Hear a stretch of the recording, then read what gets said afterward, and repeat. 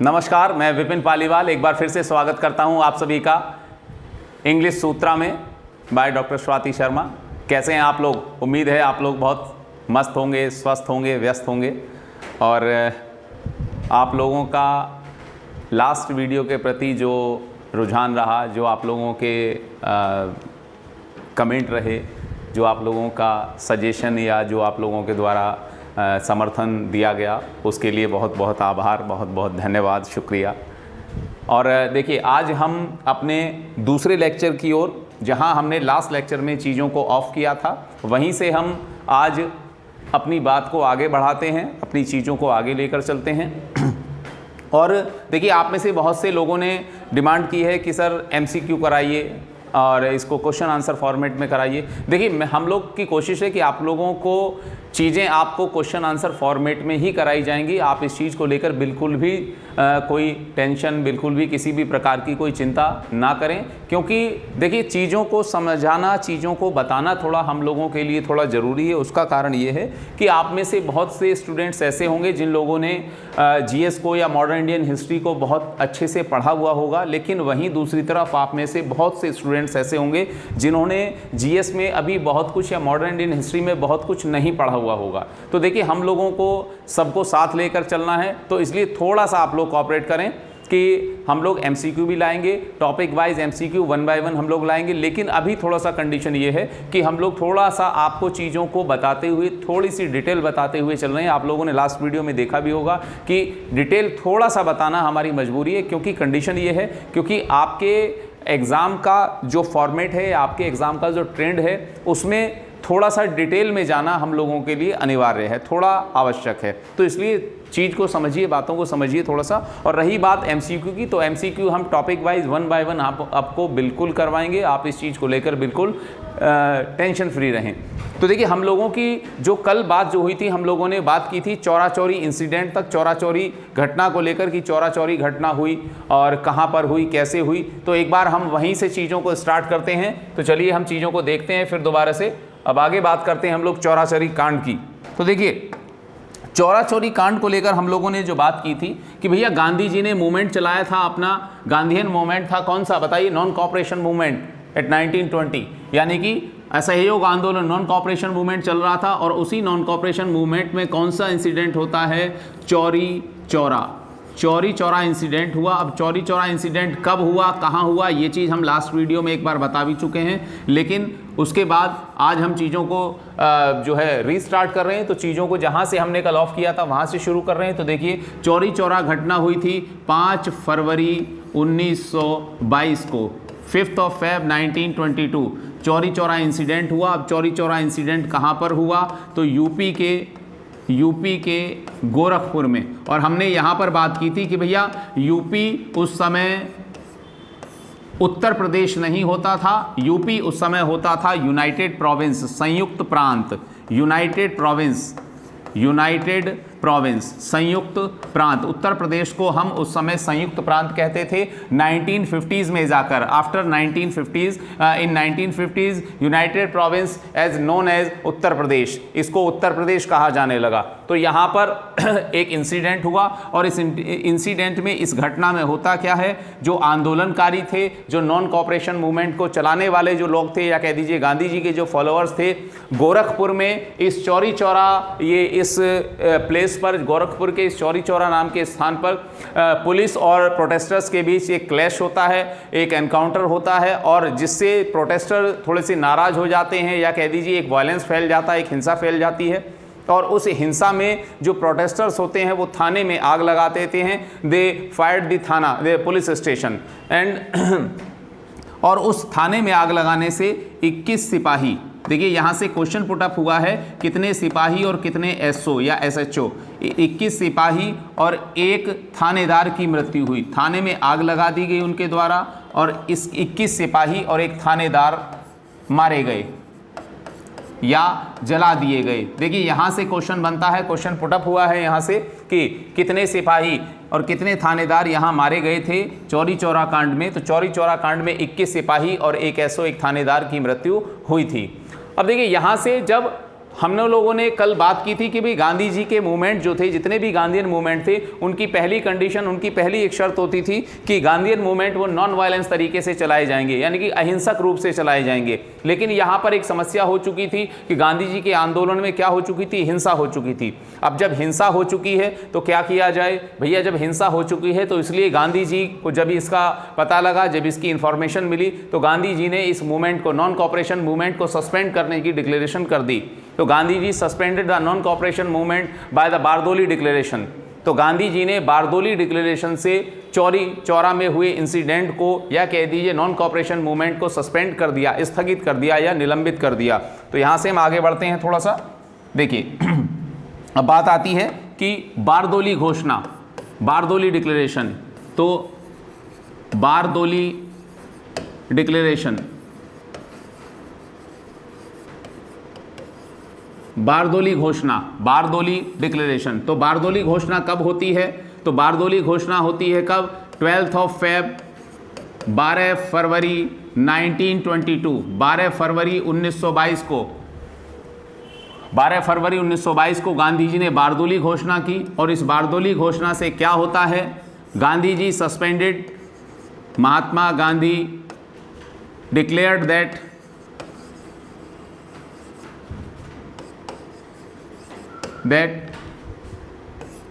कि भाई जो नॉन कॉपरेशन मूवमेंट है हम उसको अब स्थगित कर रहे हैं।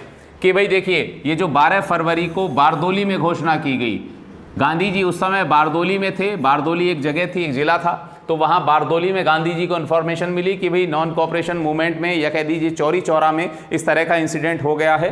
तो उन्होंने 12 फरवरी को बारदोली में, जहाँ पर वो थे, तो वहाँ उन्होंने घोषणा कर दी कि हम इस नॉन कॉपरेशन मूवमेंट को सस्पेंड करते हैं, स्थगित करते हैं या निलंबित करते हैं। तो आपसे क्वेश्चन पुटअप हो सकता है, जिस तरह से पूछा भी गया है कि बारदोली घोषणा किससे संबंधित है? तो Bardoli declaration is related to non cooperation movement of Gandhi ji, Gandhi ji के असहयोग आंदोलन से संबंधित है, या किस घोषणा से गांधी जी ने असहयोग आंदोलन को स्थगित कर दिया था या निलंबित कर दिया था? तो गांधी जी ने बारदोली डिक्लेरेशन से असहयोग आंदोलन को स्थगित कर दिया था या निलंबित कर दिया था। क्लियर है? तो यहां तक हमारी बातें क्लियर होती हैं। अब हम आगे की ओर बढ़ते हैं। अब देखिए, अब अगली बात आती है, जब गांधी जी ने इस बारदोली डिक्लेरेशन से इस मूवमेंट को सस्पेंड कर दिया, किस मूवमेंट को? नॉन कॉपरेशन मूवमेंट को। तो अब इस बात की, गांधी जी के इस डिक्लेरेशन की, या गांधी जी के इस एक्टिविटी की, या गांधी जी की इस कार्यवाही की कांग्रेस के ही बहुत से लोगों ने अपोज किया, कांग्रेस की बहुत से नेताओं ने गांधी जी का विरोध किया। और यहाँ तक विरोध किया कि कांग्रेस में ही कुछ अलग अलग ग्रुप, कांग्रेस पार्टी के अंदर अलग अलग आइडियोलॉजी वाले नेताओं के ग्रुप बन गए, अलग अलग, यानी कि कांग्रेस एक पार्टी है और इस पार्टी के अंदर ही ये अलग अलग ग्रुप बन गए, अलग अलग आइडियोलॉजी वाले लीडर्स के, अलग अलग विचारधाराओं वाले नेताओं के अलग अलग ग्रुप बन जाते हैं। जिनमें से एक ग्रुप का नाम था, एक पार्टी बनी जो आगे चलकर, और उस पार्टी का नाम क्या रखा गया? स्वराज दल, स्वराज दल, स्वराज दल या स्वराज पार्टी, स्वराज दल या स्वराज पार्टी। तो स्वराज दल या स्वराज पार्टी की स्टैब्लिशमेंट ईयर है 1923, स्टैब्लिशमेंट ईयर 1923, स्थापना वर्ष 1923, और द फाउंडर, संस्थापक, एंड द फाउंडर वाज, इसके संस्थापक कौन थे? तो इसके संस्थापक थे M.L. Nehru, Motilal Nehru, M.L. Nehru and C.R. Das, and C.R. दास। अब देखिए, C.R. दास अपने आप में एक बहुत बड़ा नाम है। C.R. दास, C.R. दास की फुल फॉर्म जान लीजिए जरा। C.R. दास मतलब चित्तरंजन दास, चित्तरंजन दास।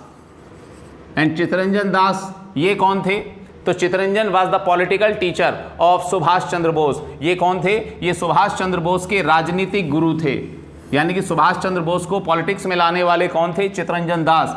तो बोस के पॉलिटिकल फादर या पॉलिटिकल टीचर, तो पॉलिटिकल फादर और political teacher of Subhash Chandra Bose, तो बोस के एस.सी. बोस, सुभाष चंद्र बोस, ये सुभाष चंद्र बोस के पॉलिटिकल फादर, राजनीतिक पिता या राजनीतिक गुरु, कुछ भी कह दीजिए, पॉलिटिकल फादर या political teacher of Subhash Chandra Bose, Subhash Chandra Bose के पॉलिटिकल फादर कह दीजिए, पॉलिटिकल पिता या राजनीतिक गुरु कह दीजिए, कौन थे? चित्तरंजन दास। लिखिए फटाफट। सुभाष चंद्र बोस के राजनीतिक गुरु या राजनीतिक पिता कौन थे? C.R. दास, चित्तरंजन दास। और चित्तरंजन दास और मोतीलाल नेहरू, मोतीलाल नेहरू कौन थे? J.L. नेहरू के पिता। तो इन दोनों लीडर्स ने मिलकर एक पार्टी बनाई जिसका नाम था स्वराज पार्टी या स्वराज दल 1923 में। क्लियर? आगे बढ़ते हैं। अब देखिए यहां से क्वेश्चन बहुत ज़्यादा पुटअप होते हैं कि स्वराज दल या स्वराज पार्टी की स्थापना किसने की, कब की? तो किसने की, कब की, ये दोनों बातें हमारी हो गई। अब देखिए ये वो दौर था जब कांग्रेस के अंदर कहीं ना कहीं गांधी जी की कार्यवाही को लेकर गांधी जी के अगेंस्ट लोग, गांधी जी के विरोध में लोग जाने लगे थे और गांधी जी का विरोध कांग्रेस में होने लगा था। और नॉन कॉपरेशन मूवमेंट को सस्पेंड करने के बाद गांधी जी कुछ समय के लिए एक्टिव पॉलिटिक्स से सेपरेट हो गए थे, यानी कि वो सक्रिय राजनीति से अलग हो गए थे। क्लियर? चलिए अब आगे बात करते हैं। जब गांधी जी सक्रिय राजनीति से अलग हो जाते हैं उसके बाद 1930s में गांधी जी के लिए कहा जाता है कि गांधी जी आप कोई मूवमेंट स्टार्ट कीजिए, आप कोई नया आंदोलन शुरू कीजिए। तो फाइनली गांधी जी कांग्रेस के लोगों की डिमांड पर और कांग्रेस के कार्यकर्ताओं की मांग पर एक नए आंदोलन की शुरुआत करते हैं जिसका नाम था सिविल डिसोबीडियंस मूवमेंट या सिविल डिसोबे मूवमेंट, सविनय अवज्ञा आंदोलन, सिविल डिसोबीडियंस मूवमेंट, सविनय अवज्ञा आंदोलन 1930 सविनय अवज्ञा आंदोलन, सविनय अवज्ञा आंदोलन। तो सविनय अवज्ञा आंदोलन की शुरुआत कैसे हुई, कैसे नहीं हुई, उस बात को समझिए। देखिए होता ये है कि गांधी जी 1922 में नॉन कॉपरेशन मूवमेंट को सस्पेंड कर चुके थे, निलंबित कर चुके थे और उसके बाद अब एक काफ़ी लंबा समय बीत चुका था कि भाई गांधी जी कोई नया मूवमेंट स्टार्ट करें। अब गांधी जी नया मूवमेंट स्टार्ट करें, उसकी परिस्थितियां भी होनी चाहिए, उसकी संभावनाएं भी होनी चाहिए। तो गांधी जी के द्वारा नए मूवमेंट को शुरू करने के लिए सबसे पहले डिमांड की गई कांग्रेस के लीडर्स ने, कांग्रेस के जो वर्कर्स थे उनके द्वारा कि भाई गांधी जी एक नया मूवमेंट स्टार्ट कीजिए। तो नए मूवमेंट को स्टार्ट करने से पहले गांधी जी ने अपनी कुछ डिमांड जो है, गांधी जी की कुछ मांगे थी वो ब्रिटिश गवर्नमेंट के सामने रखी। लेकिन ब्रिटिश गवर्नमेंट ने गांधी जी द्वारा रखी गई एक 11 सूत्री 11 डिमांड्स रखी थी, गांधी जी ने 11 मांगे, लेकिन ब्रिटिश गवर्नमेंट ने गांधी जी की डिमांड को फुलफिल नहीं किया, गांधी जी की डिमांड को किसी तरह से कोई इंपॉर्टेंस नहीं दी। अब जब गांधी जी की डिमांड को किसी तरह की कोई इंपॉर्टेंस नहीं दी जाती है ब्रिटिश सरकार के द्वारा, तो फाइनली गांधी जी अब एक मूवमेंट स्टार्ट करने के लिए एक्टिव होते हैं, सक्रिय होते हैं और एक मूवमेंट की रूपरेखा, एक मूवमेंट चलाने की एक ड्राफ्टिंग तैयार की जाती है। और मूवमेंट को चलाया कैसे जाए, कौन सा मूवमेंट चलाया जाए, तो इसके लिए चलाने के लिए कि भी मूवमेंट चलाया जाएगा, चलिए अच्छी बात है चलाएगा, लेकिन मूवमेंट को चलाने के लिए कोई इशू तो हो, कोई बर्निंग इशू हो, कोई हॉट टॉपिक हो, कोई ऐसा मुद्दा हो जिससे लोग जुड़ें, मोब जो है, भीड़ जो है, जनता जो है वो गांधी जी के साथ आए। तो इसके लिए कोई ऐसा मुद्दा, कोई ऐसा इशू चुना जाए, सिलेक्ट किया जाए जिससे कि जनता गांधी जी के साथ आए। तो finally Gandhi ji select a issue of salt. Gandhi ji ने सिविल डिसोबे मूवमेंट का मुद्दा बनाया किसको? नमक को। तो civil disobedience movement is also known as the salt movement, Namak Satyagraha, इसको नमक आंदोलन या नमक सत्याग्रह भी बोलते हैं। तो लिखिए it is also known as salt movement या salt satyagraha, salt movement, it is also known as salt movement, इसे नमक सत्याग्रह या नमक आंदोलन भी बोलते हैं। तो अब देखिए, अब बात आती है गांधी जी ने सविनय अवज्ञा आंदोलन का जो मुद्दा चुना वो नमक को चुना, पहली बात। अब नमक को गांधी जी का इशू बनाने का कारण क्या था? गांधी जी ने नमक को मुद्दा बनाया क्यों? रीजन, गांधी जी द्वारा नमक को इशू बनाया गया, उसके पीछे का कारण क्या था?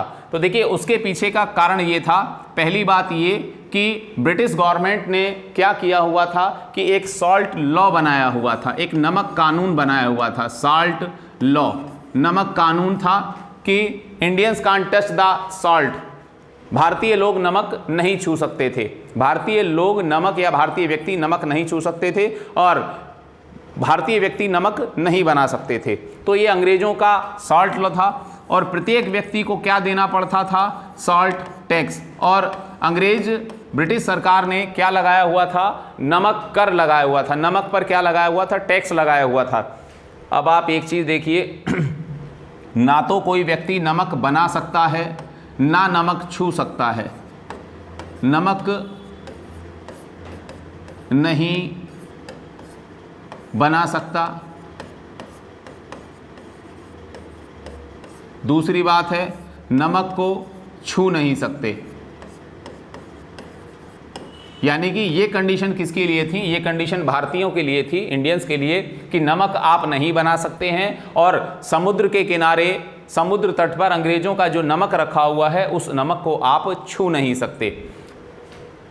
दूसरी बात है कि नमक पर टैक्स सभी से लिया जाता था। तो भैया जब नमक पर टैक्स लिया जा रहा है तो टैक्स किससे लिया जाएगा, नमक अगर खाना है तो अमीर भी टैक्स देगा, गरीब भी टैक्स देगा, दोनों बातें।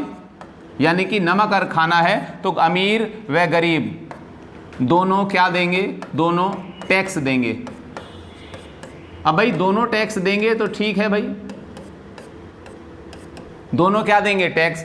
और जब गांधी जी ने इस तरह के किसी इशू को उठाया है तो जाहिर सी बात है कि पूरी सोसाइटी पर इम्पैक्ट है इसका, किसका, नमक का। क्योंकि नमक एक ऐसी वस्तु है, नमक एक ऐसा प्रोडक्ट है भाई जिसको यूज़ करना सभी की मजबूरी है, सबके लिए एक नेसेसरी जो है एक डेली नीड की का प्रोडक्ट है नमक। और जब गांधी जी इस तरह के मुद्दे को, इस तरह के इशू को उठा रहे हैं जो कि प्रत्येक व्यक्ति के ज़रूरत का, प्रत्येक वस्तु की दैनिक, प्रत्येक व्यक्ति के दैनिक यूज़ में, दैनिक उपयोग में आने वाली वस्तु है, तो जाहिर सी बात है कि उससे अमीर भी जुड़ेंगे, गरीब भी जुड़ेंगे। प्रत्येक समाज का प्रत्येक व्यक्ति गांधी जी द्वारा उठाए गए इस मुद्दे से जुड़ना चाहता था और जुड़ने की संभावना थी। तो इसीलिए गांधी जी ने नमक को सविनय अवज्ञा आंदोलन का क्या चुना, मुख्य मुद्दा चुना। क्लियर है यहां तक? देखिए अब बात इससे आगे बढ़ती है, मुद्दा चुन लिया गया है, नमक को इशू बना दिया गया है, अब मूवमेंट को स्टार्ट कैसे किया जाए। तो अब इस मूवमेंट को स्टार्ट करने के लिए गांधी जी ने क्या किया, गांधी जी ने किया दांडी मार्च, दांडी यात्रा या दांडी मार्च। चलिए बात करते हैं दांडी मार्च की। तो civil disobedience movement start by Dandi march, Dandi march या दांडी यात्रा, दांडी मार्च और दांडी यात्रा, आप जो लिखना चाहें, दांडी मार्च लिखना चाहें या दांडी यात्रा लिखना चाहें, जो आपको उचित लगे वो आप लिखिए। ठीक, अब दांडी मार्च या दांडी यात्रा कब स्टार्ट होती है? तो दांडी यात्रा जो है, दांडी मार्च स्टार्ट होता है, start from 12th of March 1930, 12 मार्च 1930 को। कहां से? फ्रॉम साबरमती आश्रम, साबरमती आश्रम ऑफ अहमदाबाद। गांधी जी दांडी यात्रा की शुरुआत करते हैं कब? 12 मार्च 1930 को। कहां से? अहमदाबाद के साबरमती आश्रम से गांधी जी अपनी दांडी यात्रा की शुरुआत करते हैं साबरमती आश्रम अहमदाबाद से। अब यहां से एक क्वेश्चन पुट अप होता है। पहली बात तो ये डेट का आप लोगों के लिए बहुत ज़्यादा यूज है, बहुत इंपॉर्टेंट है। दूसरी बात है कि दांडी मार्च कहां से शुरू किया। तीसरी बात आती है with how many followers of Gandhi ji, with the 78 followers, with the 78 followers, कितने अनुयायियों के साथ? तो 78 अनुयायियों के साथ। यानी कि जिस दिन गांधी जी ने दांडी मार्च स्टार्ट किया उस दिन गांधी जी के 78 फॉलोअर उनके साथ थे। क्लियर? कहां से? साबरमती आश्रम से 78 फॉलोअर्स के साथ उन्होंने अपनी दांडी यात्रा स्टार्ट की, दांडी मार्च शुरू किया। अब दांडी मार्च कंप्लीट होता है, दांडी मार्च कंप्लीट, दांडी मार्च कंप्लीट कह दीजिए, समाप्त कह दीजिए। ये कहां पर जाकर हुआ, कब हुआ? तो दांडी मार्च कंप्लीटेड एट 6 अप्रैल 1930, 6 अप्रैल 1930 को दांडी यात्रा समाप्त हुई, दांडी मार्च समाप्त हुआ 6 अप्रैल 1930। अब बात आती है कि ये जो दांडी, ये बार बार हम लोग नाम जानते हैं दांडी दांडी, तो दांडी इज ए टाउन। तो गांधी जी साबरमती आश्रम अहमदाबाद से चल के कहाँ पहुँचे? 12 मार्च को इन्होंने दांडी यात्रा शुरू की और कहाँ पहुँचते हैं? दांडी, यानी कि गांधी जी 6 अप्रैल 1930 को दांडी पहुँचे।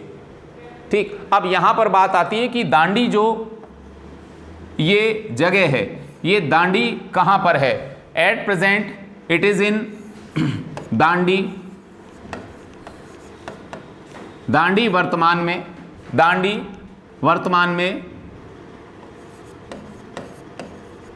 It's a town of Navsari district of Gujarat. Dandi वर्तमान में गुजरात के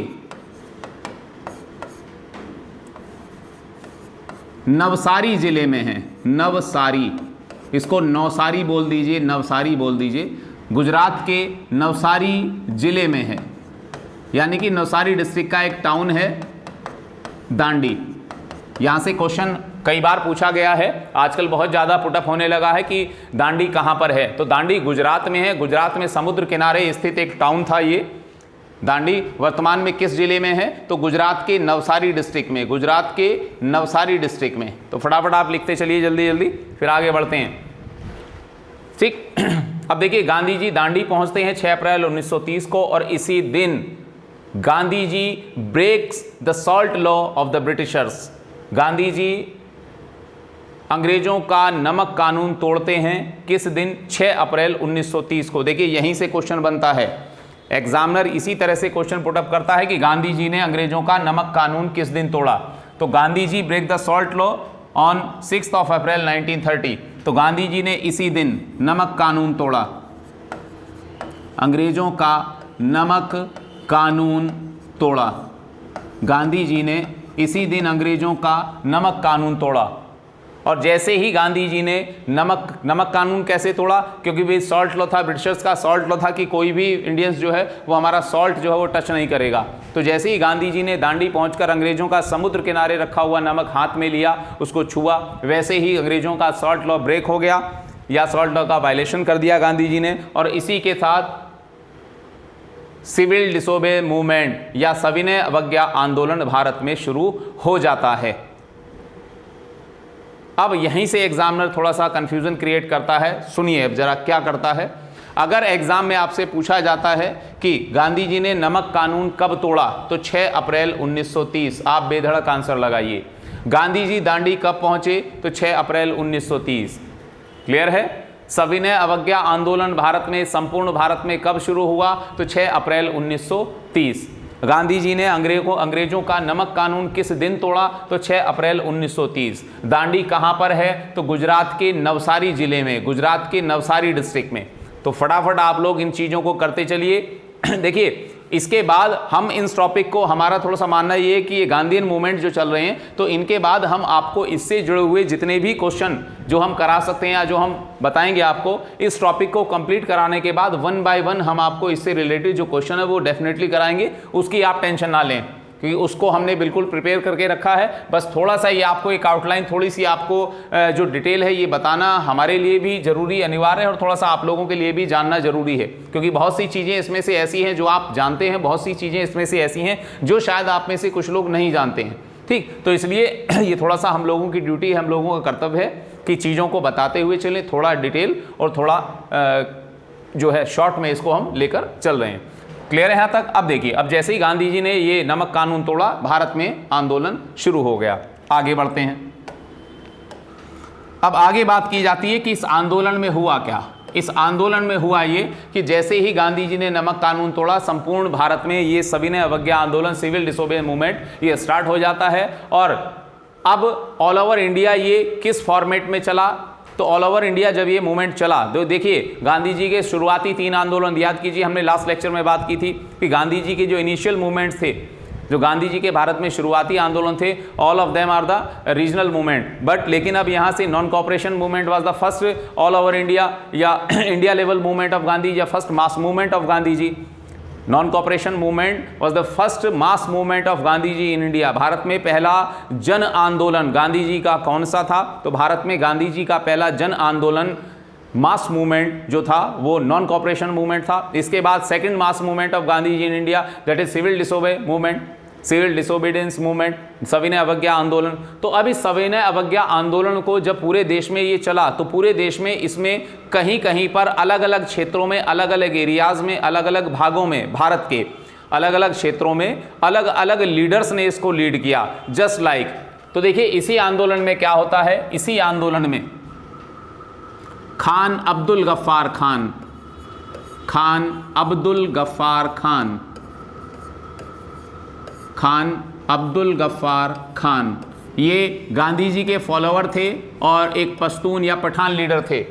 तो खान अब्दुल गफ्फार खान, या आप लोगों के लिए जानना जरूरी है, मैं इसलिए एक एक चीज़ थोड़ा सा आपको डिटेल में थोड़ा सा बता रहा हूँ क्योंकि यहाँ से क्वेश्चन बनते हैं। खान अब्दुल गफ्फार खान या बादशाह खान, बादशाह खान या फ्रंटियर गांधी, या फ्रंटियर गांधी, हिंदी में कहेंगे सीमांत गांधी। तो ये गांधी जी के फॉलोअर थे, कांग्रेस के एक लीडर थे खान अब्दुल गफ्फार खान, या फ्रंटियर गांधी या सीमांत गांधी, सीमांत गांधी। तो इस सिविल डिसोबे मूवमेंट में इन्होंने क्या किया तो देखिए थोड़ा सा जान लीजिए। इनका वास्तविक नाम था खान अब्दुल गफ्फार खान, खान अब्दुल गफ्फार खान। ये पठान लीडर थे, तो इसलिए पठानों के बीच में या पठान कम्युनिटी के जो लोग थे या पठान जो कम्युनिटी थी वो इन्हें बादशाह खान के नाम से वहाँ पर जाने जाते थे, यानी कि पठान लोग इन्हें बादशाह खान के नाम से जानते थे या बादशाह खान कहते थे या कहकर बुलाते थे। दूसरे, अगला इनका नाम, इनको सीमांत गांधी या फ्रंटियर गांधी भी कहा गया है। क्यों कहा गया है? क्योंकि ये जिस जगह पर, जिस स्थान से ये आते थे, भारत में जिस स्थान से ये बिलोंग करते थे, जिस स्थान के ये निवासी थे, वो जो जगह थी वो ये हमारा भारत है, बेसिकली ये आज का भारत है, ठीक। लेकिन भारत उस दौरान क्या था? भारत उस दौरान जो आज का जो पूरा पाकिस्तान है वो भारत में था। तो यहाँ पर ये अब जो पाकिस्तान है, ये अफगानिस्तान पाकिस्तान का जो क्षेत्र है, बॉर्डर एरिया है, इस अफगानिस्तान पाकिस्तान के बॉर्डर एरिया पर एक जगह पड़ती है जिसे अब खैबर पख्तूनख्वा बोल देते हैं।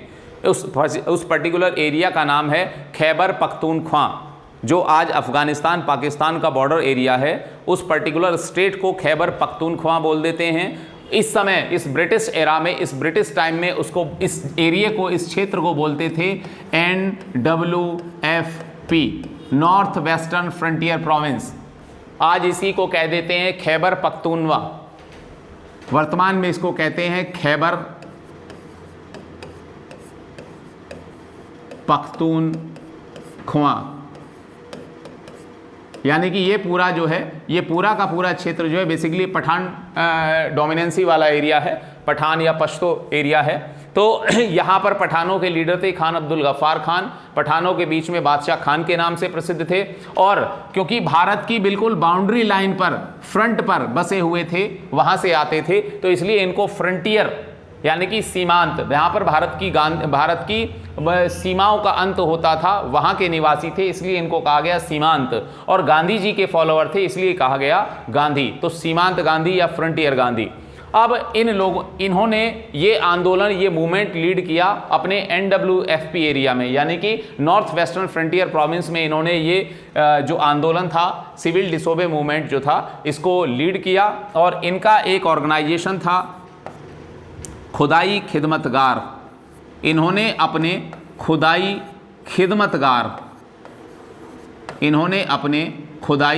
खिदमतगार संगठन, खुदाई खिदमतगार संगठन, खुदाई खिदमतगार ऑर्गेनाइजेशन के द्वारा, इन्होंने अपने खुदाई खिदमतगार संगठन के द्वारा पठानों को यूनाइट करके, क्योंकि बेसिकली पठान लीडर थे, तो पठानों को यूनाइट करके, पठानों को संगठित करके खुदाई खिदमतगार संगठन के द्वारा रेड शर्ट मूवमेंट या कह दीजिए लाल कुर्ती आंदोलन, लाल कुर्ती आंदोलन चलाया, रेड शर्ट मूवमेंट को रन कराया। तो रेड शर्ट मूवमेंट चलाया। तो क्वेश्चन आता है आपसे, कई बार पुटअप किया गया है अदर अलग अलग एग्जाम्स में कि red shirt movement started by, तो red shirt movement started by Khan Abdul Ghaffar Khan, Badshah Khan और फ्रंटियर गांधी और सीमांत गांधी। आपको इसमें से कुछ भी मिले, आपको इन तीनों नाम में से कोई भी नाम आपको दिया जा सकता है। दूसरी बात, खुदाई खिदमतगार संगठन या खुदाई खिदमतगार ऑर्गेनाइजेशन रिलेटेड फ्रॉम, तो खुदाई खिदमतगार संगठन से कौन संबंधित था? तो खुदाई खिदमतगार संगठन से ये खान अब्दुल गफ्फार खान या बादशाह खान या फ्रंटियर गांधी, इन तीनों में से आपको जो भी नाम मिले वो इस संगठन को, इस ऑर्गेनाइजेशन को रन करा रहे थे। क्लियर? कहां पर करा रहे थे इस मूवमेंट को? खुदाई खिदमतगार संगठन के माध्यम से रेड शर्ट मूवमेंट चलाया इन्होंने। तो रेड शर्ट मूवमेंट कहां चलाया इन्होंने? सीमांत क्षेत्र में, सीमांत जहां पर भारत की सीमाओं का अंत हो रहा था, यानी कि फ्रंटियर प्रोविंस में। फ्रंटियर प्रोविंस कौन सा? नॉर्थ वेस्टर्न फ्रंटियर प्रोविंस, उत्तर पश्चिमी सीमांत प्रांत। उत्तर पश्चिमी सीमांत प्रांत कौन सा? जो आज का अफगानिस्तान और पाकिस्तान का बॉर्डर एरिया है, जो आज का अफगानिस्तान और पाकिस्तान का सीमा क्षेत्र है स्पेशली नॉर्दर्न पाकिस्तान में, उत्तरी पाकिस्तान में, उस क्षेत्र को कहा जाता था नॉर्थ वेस्टर्न फ्रंटियर प्रोविंस या उत्तर पश्चिमी सीमांत प्रांत। तो वहाँ पे इन्होंने पठानों को संगठित किया और पठानों को यूनाइट करके इन्होंने अपना रेड शर्ट मूवमेंट चलाया और इनका एक अपना ऑर्गेनाइजेशन था। उस ऑर्गेनाइजेशन का नाम था खुदाई खिदमतगार ऑर्गेनाइजेशन या खुदाई खिदमतगार संगठन। क्लियर है? अब दूसरी बात एक जान लीजिए, ये खान अब्दुल गफ्फार खान या बादशाह खान या सीमांत गांधी पहले फॉरेनर थे, पहले विदेशी थे। हालांकि पाकिस्तान तो बाद में बना है, लेकिन उसके बाद जो चीज़ें हुई हैं मैं आपको वो बात बता रहा हूँ। खान अब्दुल गफ्फार खान या सीमांत गांधी या बादशाह खान या फ्रंटियर गांधी, ये पहले विदेशी व्यक्ति थे जिन्हें भारत सरकार ने भारत रत्न दिया था। He was the first foreigner personality who got the Bharat Ratna award in 1988। ये पहले विदेशी व्यक्ति थे जिन्हें highest civilian order of India, Bharat का सर्वोच्च नागरिक सम्मान, highest civilian order of India दिया था, जो था भारत रत्न। तो एक चीज़ आप थोड़ा सा और ये भी बात ध्यान रखिए कि भारत का सर्वोच्च नागरिक सम्मान कौन सा है? तो भारत का सर्वोच्च नागरिक सम्मान है भारत रत्न। और भारत रत्न पाने वाले पहले विदेशी जो थे वो थे खान अब्दुल गफ्फार खान या सीमांत गांधी या बादशाह खान या फ्रंटियर गांधी। क्लियर है? मेरा मानना है यहाँ तक अब आपको कोई समस्या नहीं होनी चाहिए। तो बिल्कुल इसी तरह से वन बाय वन हम एक एक चीज़ को करते चलेंगे। चलिए अब देखिए, ये हम गांधीयन मूवमेंट, कौन सा गांधीयन मूवमेंट देख रहे हैं? ये हम देख रहे हैं बेसिकली सिविल डिसोबीडियंस मूवमेंट या सविनय अवज्ञा आंदोलन गांधी जी का। अब आगे बढ़ते हैं। तो देखिए, हमने देखा कि पूरे भारत में आंदोलन चल रहा है, तो यहाँ पर ये आंदोलन चल गया, यहाँ पर चलाया खान अब्दुल गफ्फार खान ने। अब इसी मूवमेंट को देश के दूसरे भागों में और कौन चला रहा है? तो देखिए, अब इसी मूवमेंट के दौरान, इसी आंदोलन के दौरान एक घटना होती है। तो देखिए, इसी आंदोलन में during the civil disobedience movement, इसी आंदोलन में देखिए एक रेजिमेंट होती है, गढ़वाल रेजिमेंट। एक रेजिमेंट थी ब्रिटिश आर्मी की, गढ़वाल रेजिमेंट। इसी आंदोलन के दौरान गढ़वाल रेजिमेंट पेशावर में तैनात। कहां पर पोस्टिंग थी? ये पोस्टेड थी पेशावर में तैनात, पोस्टेड एट पेशावर पाकिस्तान। तो गढ़वाल रेजिमेंट इस आंदोलन के दौरान, सिविल डिसोबीडियंस मूवमेंट के ड्यूरिंग जो थी, गढ़वाल रेजिमेंट जो ब्रिटिश आर्मी की गढ़वाल रेजिमेंट थी वो पेशावर में तैनात थी। और इसके जो सीओ कह दीजिए, कमांडिंग ऑफिसर कह दीजिए या नेतृत्वकर्ता कह दीजिए या सेनापति कह दीजिए, जो आपको उचित लगे वो आप शब्द लिखिए। तो इसके नेता थे या इसके अधिकारी थे चंद्र सिंह गढ़वाली।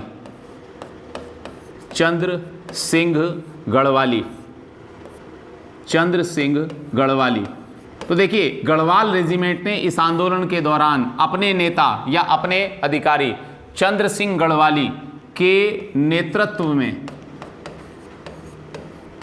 के लीडरशिप में, के नेतृत्व में आंदोलनकारियों पर, प्रोटेस्टर्स पर, आंदोलनकारियों पर, आंदोलनकारियों पर गोली चलाने से, गोली चलाने से मतलब शूट एट साइट या कह दीजिए फायर करने से या फायरिंग करने से, गोली चलाने से मना कर दिया, इनकार कर दिया, इनकार कर दिया। अब देखिए यहां से क्वेश्चन आया हुआ है, थोड़ा सा देखिए जरा। देखिए ब्रिटिश आर्मी की एक रेजिमेंट क्या कर रही है, ब्रिटिश आर्मी की एक रेजिमेंट अपने लीडर चंद्र सिंह गढ़वाली की लीडरशिप में आंदोलनकारियों पर, प्रोटेस्टर्स पर फायरिंग करने से क्या कर रही है, डिनाई कर रही है कि हम निहत्थे आंदोलनकारियों पर फायरिंग नहीं करेंगे। अब जब ये घटना होती है तो ब्रिटिश गवर्नमेंट बड़े जो है एक तरह से कह दीजिए ब्रिटिश गवर्नमेंट हिल जाती है, उसको बहुत बड़ा झटका लगता है कि हमारी आर्मी ही हमारे अगेंस्ट जा रही है। यानी कि उस दौर में, उस एरा में एक बड़ी घटना ब्रिटिशर्स के लिए हुई कि उनकी आर्मी ने अपने अधिकारियों का या अपने जो उनके जो सरकारी जो ब्रिटिश गवर्नमेंट थी उसका आदेश मानने से मना कर दिया, कह दिया कि भाई हम जो है हम प्रोटेस्टर्स पर जो है फायरिंग नहीं करेंगे। तो ये अंग्रेज़ों के लिए बड़ी जो है घटना थी। तो ये घटना की उस दौर में, जिस एरा में ये घटना, ये इंसिडेंट हुआ था, उस दौर में यदि कोई आर्मी या यदि कोई सोल्जर अपने ऑफिसर्स का आदेश का पालन नहीं कर रहा तो अपने आप में बहुत बड़ी घटना थी। तो ये कौन सी रेजिमेंट थी, तो ये थी गढ़वाल रेजिमेंट। और इस समय गढ़वाल रेजिमेंट के सीओ कह दीजिए, कमांडिंग ऑफिसर कह दीजिए, या कह दीजिए नेतृत्वकर्ता, या कह दीजिए सेनापति या अध्यक्ष या लीडर जो थे वो चंद्र सिंह गढ़वाली। और चंद्र सिंह गढ़वाली ने अपने सैनिकों को आदेश दिया कि हम आंदोलनकारियों पर गोलियां नहीं चलाएंगे। ये घटना कहाँ की है, ये घटना हुई थी पेशावर में। पेशावर कहाँ पर है, तो पेशावर वर्तमान में पाकिस्तान में है, पाकिस्तान का एक डिस्ट्रिक्ट है पेशावर। ठीक, पेशावर पाकिस्तान का एक डिस्ट्रिक्ट है, पाकिस्तान का एक स्टेट है बलूचिस्तान, तो बलूचिस्तान में ही एक जिला है पेशावर। भारत में बहुत से लोग पेशावर से आए हुए हैं जो आज भारतीय नागरिक हैं। जैसे अभी एक भारत के एक लीजेंडरी हीरो जिनकी अभी हाल ही में डेथ हुई है कुछ दिन पहले, दिलीप कुमार एलाइस यूसुफ खान, ये बेसिकली कहाँ से थे, पेशावर से। और बाकी जितने राज कपूर, पृथ्वीराज कपूर, ये सब कहाँ से हैं, ये सब पेशावर से हैं। और बल्कि शायद मे बी, जहाँ तक शायद मुझे जानकारी है, शायद कहा जाता है कि मे बी शाहरुख खान भी जो हैं वो ये भी पेशावर से ही, मतलब इनके जो पूर्वज थे वो सब पेशावर से हैं। तो बहुत काफ़ी लोग पेशावर से हैं। तो ये घटना गांधी जी के सिविल डिसोबीडियंस मूवमेंट के दौरान हुई थी। कहाँ पर हुई थी, पेशावर में। आपसे पूछा जा सकता है सविनय अवज्ञा आंदोलन के दौरान, सिविल डिसोबीडियंस मूवमेंट के दौरान गढ़वाल रेजिमेंट का नेता कौन था, या ब्रिटिश आर्मी की किस रेजिमेंट ने प्रोटेस्टर्स पर गोलियां या फायरिंग करने से मना कर दिया था, तो गढ़वाल रेजिमेंट ने। कहाँ पर पोस्टिंग थी, पेशावर में। तो इस तरह की बातें वन बाय वन, एक एक चीज़ आपके लिए बहुत ज़्यादा जो है इंपॉर्टेंट है। तो चीज़ों को वन बाय वन आप थोड़ा सा ध्यान में रखिए। चलिए बात आगे करते हैं। अब अगली घटना होती है, देखिए मूवमेंट चल रहा है हमारा सिविल डिसोबीडियंस मूवमेंट, और इस मूवमेंट में कौन कौन सी घटनाएं भारत के अलग अलग भागों में हो रही हैं, हम इस बात पर डिस्कस कर रहे हैं। हम इस बात की चर्चा कर रहे हैं कि सविनय अवज्ञा आंदोलन गांधी जी चला रहे थे, और उस सविनय अवज्ञा आंदोलन में, उस सिविल डिसोबीडियंस मूवमेंट में भारत के अलग अलग क्षेत्रों में कौन कौन सी घटना कहाँ कहाँ पर हो रही थी, और उस घटना को, उस इंसिडेंट को या उस एक्शन को किसने लीड किया, या किसने किया, या किसकी लीडरशिप में किया। इस बात को हम वन बाय वन डिस्कस कर रहे हैं। तो अब अगली जो घटना होने जा रही थी वो कहाँ थी, वो थी पूर्वोत्तर भारत में, यानी कि north eastern states of India में। तो north eastern states of India में कहाँ, तो लिखिए इसी आंदोलन के दौरान, ड्यूरिंग द मूवमेंट, इसी आंदोलन के दौरान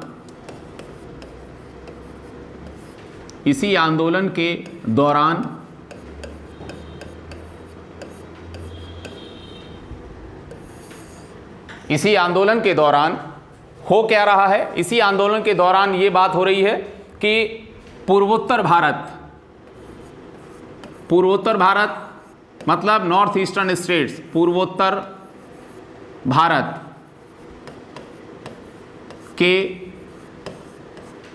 भारत के नागालैंड में, पूर्वोत्तर भारत की नागालैंड जो स्टेट है इंडिया का, ये नॉर्थ ईस्टर्न स्टेट है भारत का, तो पूर्वोत्तर भारत के नागालैंड में एक घटना होती है क्या, एक नागा लड़की, नागा लड़की मतलब नागा कम्युनिटी की लड़की, नागा लड़की गैडिन लियू, ए नागा गर्ल गैडिन लियू, एक नागा लड़की गैडिन लियू ने नागाओं को यूनाइट किया, नागाओं को संगठित किया। A Naga girl Gaidinliu unite Naga community and she started a Zeliangrong movement. एक नागा लड़की गैडिन लियू ने नागाओं को एकत्रित किया या संगठित किया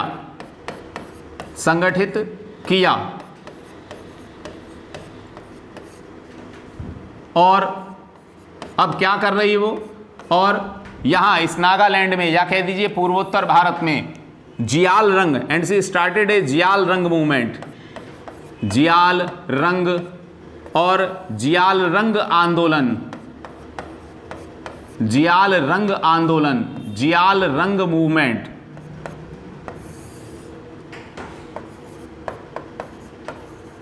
जियाल रंग मूवमेंट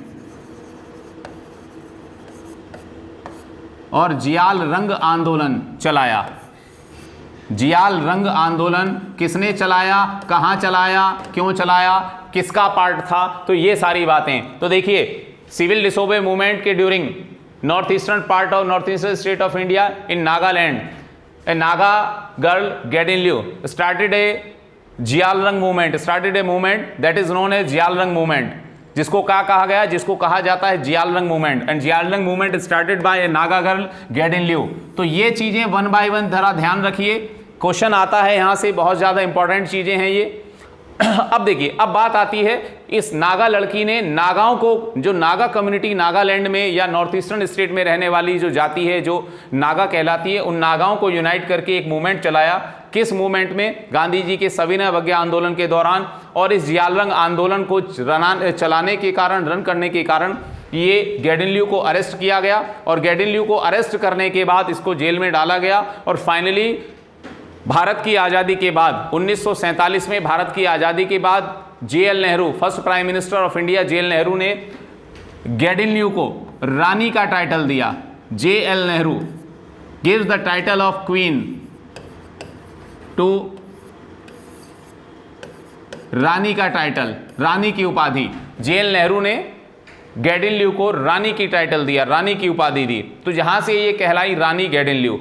क्लियर है? तो इसको वन बाय वन देखिए आप लोग।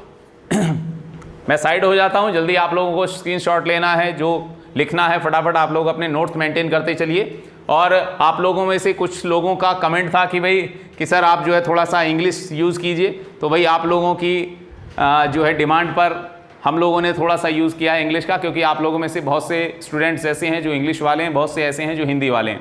तो हम लोगों की कोशिश है कि हम दोनों को ही साथ लेकर चलें। तो फटाफट आप लोग इसको लिखिए, फिर आगे चलते हैं।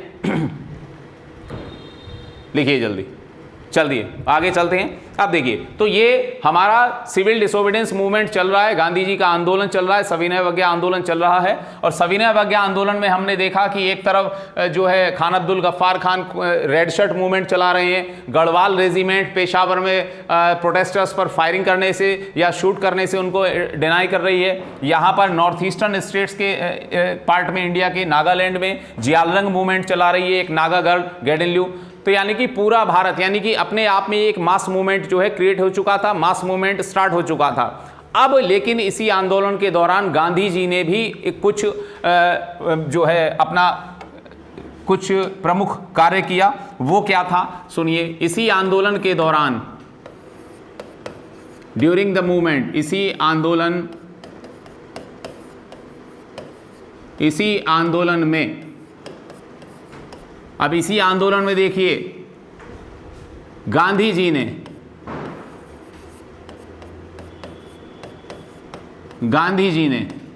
क्या किया सुनिए।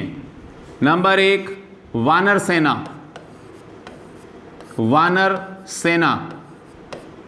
और नंबर 2 मंजरी सेना का गठन किया। गांधी जी स्टैब्लिश्ड वानर सेना एंड ए मंजरी सेना। गांधी जी ने वानर सेना और मंजरी सेना का गठन किया है।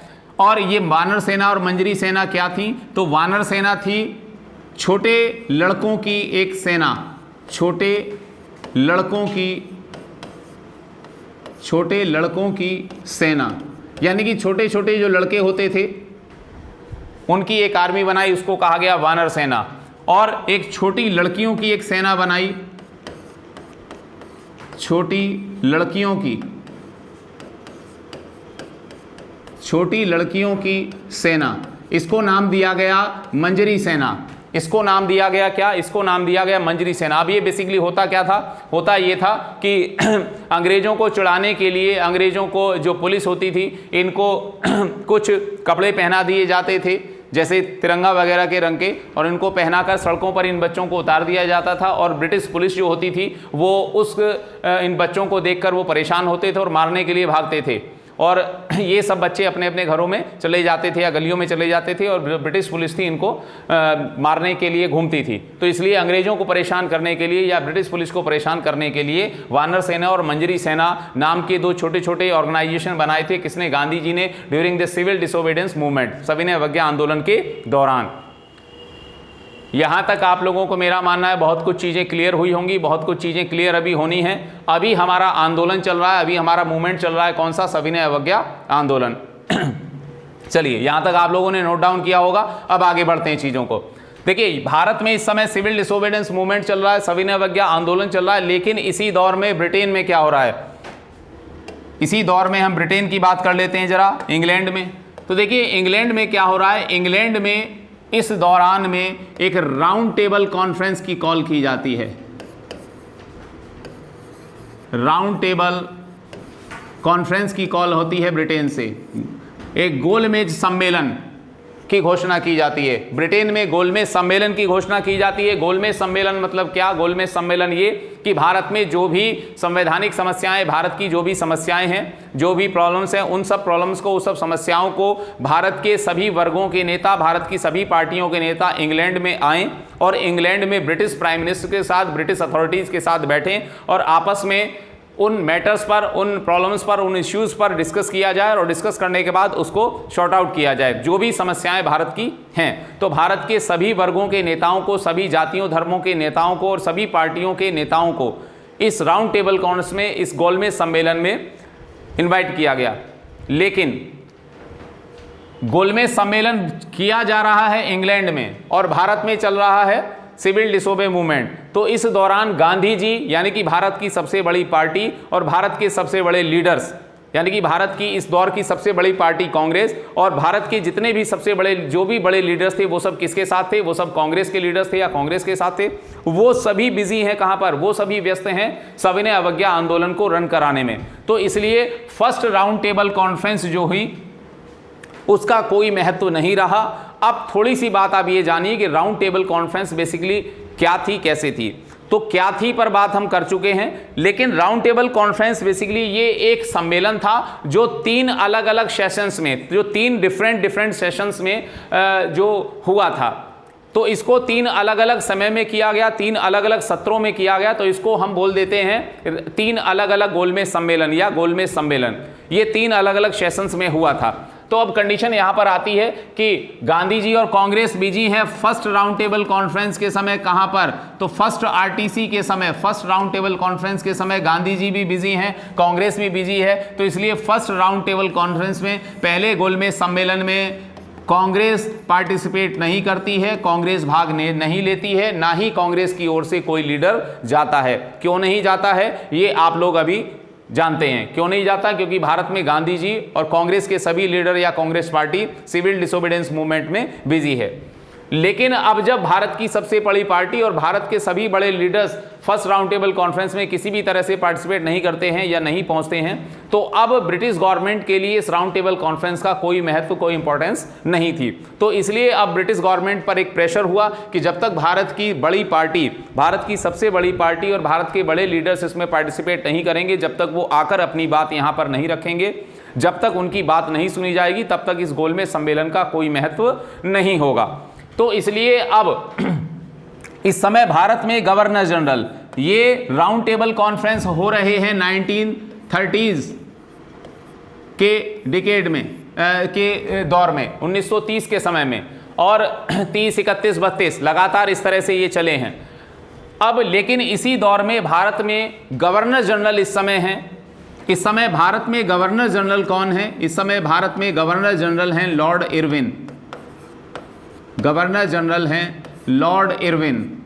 Lord Irwin. During the round table conference Lord Irwin was the governor general of India. Lord Irwin इस समय भारत में गवर्नर जनरल हैं। ब्रिटिश गवर्नमेंट अपने गवर्नर जनरल को बात करती है और कहती है किसी भी तरह से any house second round table conference में, दूसरे गोलमेज सम्मेलन में आप कांग्रेस को और कांग्रेस के लीडर्स को पार्टिसिपेट करने के लिए एनी हाउ आप उनको एग्री करें। आप अपने गवर्नर जनरल को ब्रिटिश गवर्नमेंट कहती है कि आप दूसरे गोलमेज सम्मेलन में कांग्रेस और कांग्रेस के लीडर्स को भाग लेने के लिए सहमत करें। अब गवर्नर जनरल लॉर्ड इरविन इस बात की तैयारी के लिए शुरू कर देते हैं कि किसी भी तरह से कांग्रेस और कांग्रेस के leader second round table conference में पार्टिसिपेट करें। अब वो पार्टिसिपेट करने के लिए कांग्रेस के लीडर्स के साथ डायलॉग स्टार्ट कर देते हैं, बातचीत स्टार्ट कर देते हैं, और फाइनली ये बातचीत, ये डायलॉग सक्सेसफुल होता है, फ्रूटफुल होता है, और finally Gandhi Irwin pact, Gandhi Irwin समझौता, गांधी इरविन पैक्ट या गांधी इरविन समझौता होता है। गांधी इरविन समझौता, गांधी इरविन पैक्ट या गांधी इरविन समझौता होता है कब? 5 मार्च 1931, 5 मार्च 1931 को गांधी इरविन पैक्ट होता है, गांधी इरविन समझौता हुआ। और ये समझौता, ये पैक्ट दिल्ली में हुआ, तो that is also known as Delhi pact या दिल्ली समझौता। इसे दिल्ली समझौता भी कहते हैं, इसे दिल्ली समझौता भी कहते हैं या इसे दिल्ली समझौता भी कहा जाता है। दिल्ली समझौता किस किस के बीच हुआ? तो गांधी जी और गवर्नर जनरल लॉर्ड इरविन के बीच। कब हुआ? 5 मार्च 1931 को हुआ। क्लियर है? क्यों? अब बात आती है, ये वो टाइम था। अब थोड़ा सा आप देशकाल परिस्थितियों को समझिए। इस समय भारत की सिचुएशन ये है, 1931 का समय है। भगत सिंह और उनके जो दोस्त हैं, जितने भी रिवॉल्यूशनरी लीडर्स हैं, भगत सिंह और उनके सब नियर डियर, वो सब कहाँ हैं? जेल में। 23 मार्च 1931 को उनको फांसी हो रही है और 5 मार्च 1931 को गांधी इरविन पैक्ट हो रहा है या दिल्ली पैक्ट हो रहा है।